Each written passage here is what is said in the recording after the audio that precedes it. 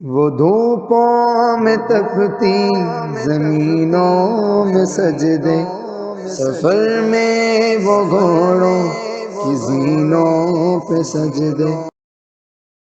السلام علیکم، میں ہوں ڈاکٹر ارسلان وارسی۔ آج میں آپ سے جو مخاطب ہوں، بیسیکلی اسے ہر کسی کو مخاطب ہونا چاہیے، اور میں کہتا ہوں کہ ہر کسی کو پتہ بھی ہونا چاہیے کیا ہے وہ چیز ہے کہ حضور صلی اللہ علیہ وسلم کی سیرت نبوی جو آج یہ کائنات بنی ہے، جو زمین بنے، آسمان بنے، چھوٹی چھوٹی چیزیں بنی ہیں، جتنے بھی چیزیں بنی ہیں، اس کی ساری جو وجہ ہے وہ ہمارے پیارے نبی صلی اللہ علیہ وسلم ہے، اور یہ سارا کچھ جو اللہ تعالیٰ نے بنایا ہے وہ ہمارے پیارے نبی صلی اللہ علیہ وسلم کے صدقے سے بنایا ہے۔ آپ کو خوشی ہوگی اس بات کے جان کے، اور ہر کسی کو پتہ بھی ہونا چاہیے کہ اللہ تعالیٰ نے ہمارے نبی کو کیا کیا علامات دی ہیں، کیا کیا درجے دیے ہیں، اور کیا کیا چیزیں ملی ہیں ہمیں۔ آپ کو اس جان کے خوشی ہوگی۔ دیکھیں، لا الہ الا اللہ، لا الہ الا اللہ کا 12 الفاظ ہیں، اور محمد رسول اللہ کے بھی 12 الفاظ ہیں۔ اب دیکھیں، محمد کا اگر ہم میم اٹھا دیں تو حمد بنتا ہے، ہم یعنی اللہ کی تعریف ہے، اور قرآن شریف میں دیکھیں تو سب سے پہلا جو لفظ آتا ہے وہ آتا ہے الحمدللہ رب العالمین۔ اگر الف و لام کو اٹھائے تو کیا بچتا ہے؟ حمد بچتا ہے، اور میم کو اٹھا دیں تو ہمارے محمد بنتا ہے، یعنی اللہ تعالیٰ ہر جگہ جا بجا اپنے محبوب صلی اللہ علیہ وسلم کی تعریف کر رہے ہیں، بتا رہے ہیں۔ اسی طرح اور نبیوں کو یہ درجہ نہیں ملے۔ اس کی مثال یوں ہے، حضرت آدم علیہ السلام کیا ہیں؟ سانولی رنگت والے، حضرت عیسیٰ علیہ السلام سرخ رنگت والے، حضرت یعقوب علیہ السلام پیچھے آنے والے، حضرت نوح علیہ السلام فریاد کرنے والے، یعنی کسی کو بھی نہیں ملا مگر ہمارے پیارے نبی صلی اللہ علیہ وسلم کو نبوت کا ساتھ ملا۔ کیا ملا؟ لا الہ الا اللہ محمد رسول اللہ۔ ہمارے پیارے نبی صلی اللہ علیہ وسلم کی جو شجرہ نسب ہے وہ حضرت آدم علیہ السلام سے ڈائریکٹ جا کے ملتا ہے، باقی کسی نبی کا نہیں ملتا، یعقوب کا نہیں ملتا، حضرت نوح علیہ السلام کا نہیں ملتا، حضرت موسیٰ علیہ السلام کا نہیں ملتا، حضرت عیسیٰ علیہ السلام کا نہیں ملتا، یعنی کسی نبی کا نہیں ملتا۔ ہمارے پیارے نبی صلی اللہ علیہ وسلم کا جو نسیجہ نسب حضرت آسلام سے ملتا ہے، اس کی میں بتا دوں، عبد بن مالک، مالک بن نزار، عیسیٰ بن سلمان بن عود بن ادریس بن اوواس بن روح اللہ بن حضرت آدم علیہ السلام، یعنی وہاں جا کے ملتا ہے درجہ۔ اسی طرح میں آپ کو واقعہ سنانا چاہتا ہوں، حضور صلی اللہ علیہ وسلم کی جو پردادت ہے حضرت ہاشم رضی اللہ تعالیٰ عنہ، کیونکہ اللہ تعالیٰ نے ایک علیحدہ ہی ہمارے پیارے نبی صلی اللہ علیہ وسلم کی جو آگے جو ہیں، جس سے حضور صلی اللہ علیہ وسلم پیدا ہونے سلسلہ جو تھا اس پہ واضح طور پہ انہوں نے بتایا، کیونکہ حضرت ہاشم علیہ السلام جا رہے تھے تو کیا ہوا، کیا دیکھتے ہیں کہ ایک عورت آئی کہ اے ہاشم تم میرے ساتھ ایک رات گزار لو، تو آپ نے کہا کہ نہیں، میں عزت دار شخص ہوں، میں نہیں گزار سکتا ایک رات۔ تو آپ نے کیا کہا؟ پھر آپ چلے، کچھ دنوں بعد آپ کی شادی حضرت سلمہ سے ہو گئی، شادی کے بعد پھر اسی عورت کا گزر ہوا، انہوں نے کہا تم مجھے، پھر ان سے کہا، حضرت ہاشم نے کیا کہا کہ بھئی تم مجھے برائی کی طرح تو مجھے بلا رہی تھی، تم مجھ سے شادی کر لو۔ تو اس عورت نے جواب دیا، یہودی عورت نے جواب دیا کہ اے ہاشم، میں بھی عزت دار گھرانے کی، میں کہتا ہوں جو نور، جو لطف آگے کسی اور عورت کے حصے میں، جو آمنہ کے حصے میں چلا گیا ہے، وہ کاش میرے حصے میں آ جاتا۔ اسی طرح ہمارے پیارے نبی صلی اللہ علیہ وسلم کے جو والد عبداللہ بن مطلب، ان کے ساتھ بھی یہ واقعہ ہوا۔ آپ کو پتہ ہونا چاہیے، عبداللہ بن مطلب جب وہ پیدا ہوئے تو 100 اونٹ، یعنی وہ عورت جو یہودی جادو جانتی تھی، کہا عبداللہ اگر میرے ساتھ ایک رات گزار لو تو میں 100 اونٹ کے برابر تمہیں مال دوں گی۔ آپ نے کہا نہیں، میں عزت دار شخص ہوں، میں نہیں کر سکتا۔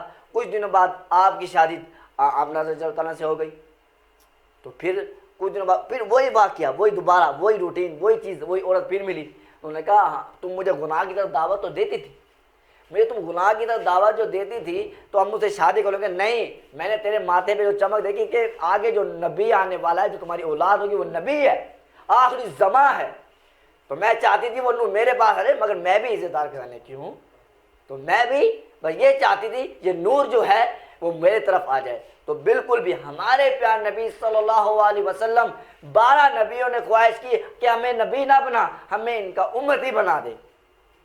اتنی ہمارے نبی صلی اللہ علیہ وسلم، اور اس میں سے ایک ہی دعا قبول ہوئی، وہ حضرت عیسیٰ علیہ السلام ہے، جو ہمارے پیارے نبی صلی اللہ علیہ وسلم کی امت آئیں گے، مگر نبی بن کے نہیں، امتی بن کے آئیں گے۔ اور ہمارے پیارے نبی صلی اللہ علیہ وسلم اتنی اعلیٰ شان ہے، ہم دیکھیں کہ ہمارے پیارے نبی صلی اللہ علیہ وسلم نے اللہ تعالیٰ نے اتنا ان کے اندر کیا خلوص بھرا ہے. قرآن بھی قسم کا تبدوہا کہتا ہے, سیدھی کتاب کہتا ہے, علم نشر علیہ کا صدرک کہتا ہے, انو اعطیناک کل کوثر کہتا ہے. ہمارے پیارے نبی صلی اللہ علیہ وسلم کا جو درجات ہے, میں جتنا بھی اس کو تفصیل کرنا چاہوں میں بیان نہیں کر سکتا. اس کو قرآن بیان کر رہا ہو, اس کو ہمارے رحمت للعالمین کا درجہ ملا ہو, ان کو سب کچھ کوئی بیان کر رہا ہو, وہ اس کو میں کتنا بیان کر سکتا ہوں. تو میں ملتا ہوں تھوڑے سے اس کے بعد. السلام علیکم. وہ دھوپوں میں تپتی زمینوں میں سجدے, سفر میں وہ گھوڑوں کی زینوں پہ سجدے. اسٹارٹ. بسم اللہ الرحمن الرحیم. جیسے میں نے آپ کو کہا تھا کہ ہم وقفے کے بعد پھر واپس آ چکے ہیں, تو اب اس جستجو میں ہم آگے چل رہے ہیں, سٹارٹ کرنا چاہ رہے ہیں. میں کو تھوڑا سا فزیکلی ذرا آپ کا مائنڈ واش کروں کہ ہمیں یہ پتہ چاہیے اعمال کا بدلہ دنیا میں.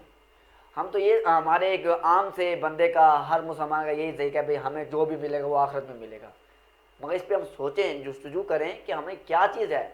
دیکھتے ہیں, میں آپ کو بتاتا ہوں تھوڑا تھوڑا فزیکلی کہ یہ دیکھیں کہ وہ کیا چیز ہے جس نے شیطان کو زمین پہ لایا. وہ کیا چیز ہے جو حضرت ادریس علیہ السلام کی جو قوم تھی ان کے اوپر آگ برسائی گئی. وہ کیا چیز ہے جس نے شعیب علیہ السلام کی قوم کے اوپر کیا چیخیں برپا کر دی تھی کہ ان کے کلیجے پھٹ گئے تھے. وہ کیا چیز ہے جس نے قارون کو برباد کر دیا. وہ کیا چیز ہے جس نے فرعون کو پانی میں غرق کر دیا. وہ کیا چیز ہے, وہ کیا چیز ہے, اگر ہم سوچیں مائنڈ میں وہ ہے چیز کیا ہے, وہ اللہ تعالیٰ کی نافرمانی, اور جس کی وجہ سے آج ہم در بدر کی ٹھوکریں کھا رہے ہیں. اس کی سب سے بڑی وجہ میں آپ کے سامنے دکھا سکتا ہوں. میں آپ کو پتہ بھی ہے, آپ ابھی کرونا سے گزرے, کرونا سے بھی وہ تھما نہیں, آپ سیلاب میں چلے گئے, سیلاب سے تھما نہیں, آپ اب اور پریشانی میں آ گئے. اب سب سے بڑی جو ہمارے سامنے مسائل ہے وہ ہے مہنگائی کا.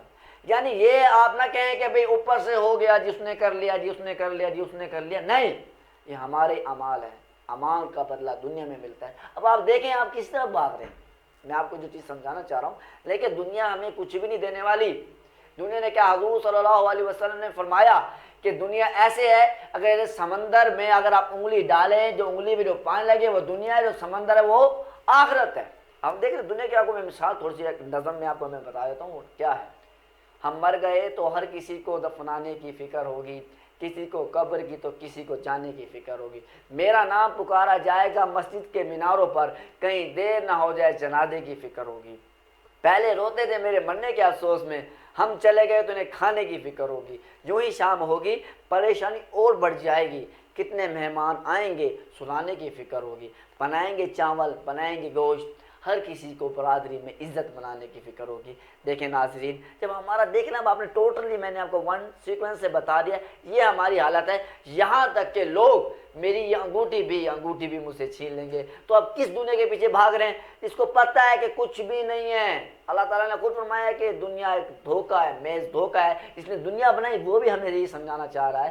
تم کیا سمجھنا چاہ رہے ہو. تو میرے ناظرین, میں آپ کو چاہوں گا اس پہ توجہ کریں, فوکس کریں. السلام علیکم.